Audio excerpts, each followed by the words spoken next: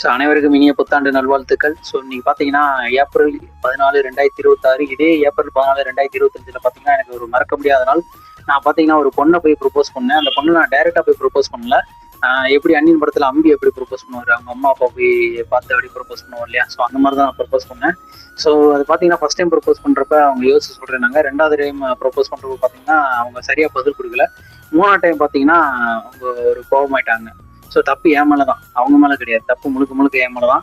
So இதை நான் ஏன் சொல்ல வரேன்னா, நீங்கள் யாராவது ப்ரொப்போஸ் பண்ண போறீங்கன்னா அது உங்கள் பக்கத்து வீடு, எதிர்த்த வீடு, தெரிஞ்ச பொண்ணு, படித்த பொண்ணு, முக்கியமாக சொந்தக்கார பொண்ணு, யாராவன்னா இருக்கலாம்.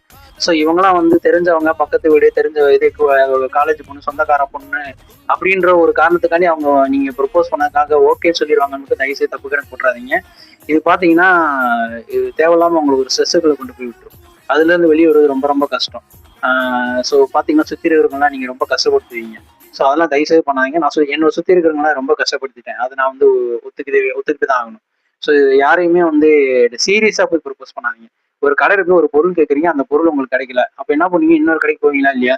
ஸோ அதே மாதிரி தான் ஒரு லைஃப் பார்ட்னர் நீங்கள் ஒருத்தவங்க ப்ரொப்போஸ் பண்ணீங்க, அவங்க வேணாம்னு சொல்லிட்டாங்கன்னா விட்டுட்டு வெளியே வந்துருங்க. அவ்வளோதான், முடிஞ்சு. தேவையில்லாமல் உங்களை ஒரு கில்ட்டி ஃபீலிங் உள்ள நீங்களே கொண்டு போய் போட்டு உங்களை எந்த அடுத்த வேலையை எதையுமே பார்க்க விடாம நீங்களே உங்களை வந்து சதைச்சுக்குவீங்க.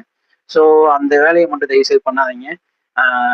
Don't be serious when you are proposing a girl or boy. Okay, அது யாரா இருந்தாலும் சரி, சொந்தக்கார பொண்ணா இருந்தாலும் சரி, முக்கியமா சொந்தக்காரங்கிட்ட மட்டும்தான். சொந்தக்காரவங்கிட்ட நீங்க ப்ரொபோஸ் பண்ணும்போது அவங்க ஓகே சொல்லிடுறாங்கன்னு மட்டும் தயவுசெய்து நம்பிடாதீங்க. இது என்னோட லைஃப் லெசனா உங்களுக்கு சொல்றேன். வியூஸ் வர்றதுக்காண்டி நீ இப்படி சொல்றியாடா அப்படின்னு நீங்க கேட்கலாம். நான் வியூஸை பத்தி நான் கவலையப்பட்டது கிடையாது. எனக்கு வீடியோ போடுறது பிடிச்சிருக்கு. அதனாலதான் நான் இப்போ ரீசெண்டா வீடியோ எல்லாம் போட ஆரம்பிச்சிருக்கேன். ஸோ வியூஸ் வர்றதுக்காண்டி நான் வீடியோ போடல. உங்களுக்கு இது ஒரு அட்வைஸா இருக்கும் அப்படின்னு சொல்றதுக்காண்டி தான் சொல்றேன். அது இன்னைக்கெல்லாம் பாத்தீங்கன்னா அந்த ஜென்சி கிட்ஸ் ரொம்ப சீரியஸா போய் ப்ரொப்போஸ் பண்ணி தேவையில்லாம நீங்க உங்களுக்குள்ளேயே ஸ்ட்ரெஸ்ஸுக்குள்ள போறதெல்லாம் நிறைய பேரை பார்த்துருக்கேன். ஸோ யாரையுமே போய் சீரியஸா ப்ரொப்போஸ் பண்ணாதீங்க. வேணாம்னு சொல்லிட்டாங்கன்னா விட்டுருங்க. உங்களுக்கு அடுத்த லைஃப் பார்ட்னர் என்ன வராமையா இருக்க போறாங்க? அப்படி லேட்டா வந்தா லேட்டா வரட்டும், வர்றப்ப வரட்டும். அது மேல கடவுளா பார்த்து கொடுக்குற ஒரு வரம். ஸோ யாரையும் போய் சீரியஸா ப்ரொப்போஸ் பண்ணாதீங்க. Thank you and have a nice day.